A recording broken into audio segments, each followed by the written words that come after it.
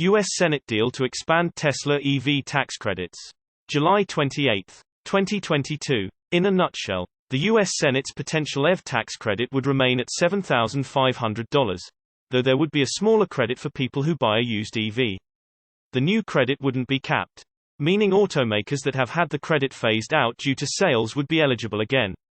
The new plan will also have a cap on the price of the EV, as well as the income of the buyer, along with a North American requirement. As the story goes, U.S. Senate Majority Leader Chuck Schumer and Democratic Senator Joe Manchin have agreed on how to move forward with a new electric car tax credit. As you may remember, Manchin was the person holding up the credit in the past, so his support is paramount in ensuring that the proposal passes.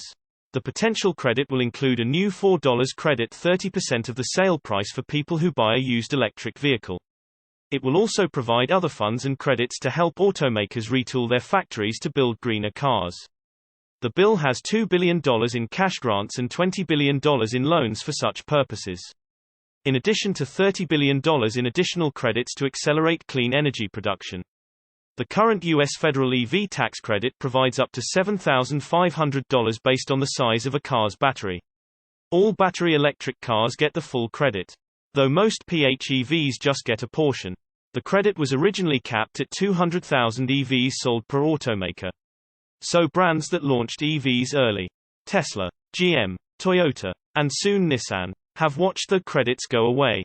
Meanwhile, brands that were late to the game are still benefiting, and many foreign automakers are getting the credit over domestic brands.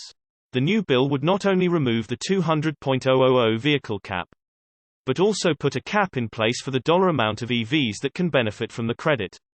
Electric trucks, vans, and SUVs would have an $80,000 cap, and cars would be capped at $55,000. Individuals who make up to $150,000 annually would be eligible for the credit. For couples, the cap would be $300 combined income. The income caps are much lower for used EVs, and the purchase price must be $25,000 or less. Finally, it appears the credit may be offered like a rebate at the point of sale, rather than as a credit at tax time. This would be huge since many people can't afford to finance an expensive EV and then wait until tax time to be reimbursed.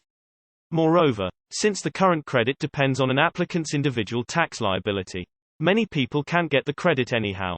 If you don't have $7,500 in tax liability, you're not going to get a $7,500 tax credit. However, a point-of-sale credit could work much differently.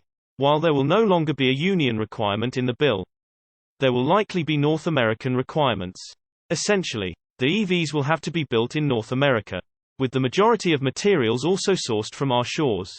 Source reposted and summarized from Steven Loveday at Inside e.v.s. My take: Tesla's demand is already through the roof. I guess this will help keep the legacy OEMs from going under.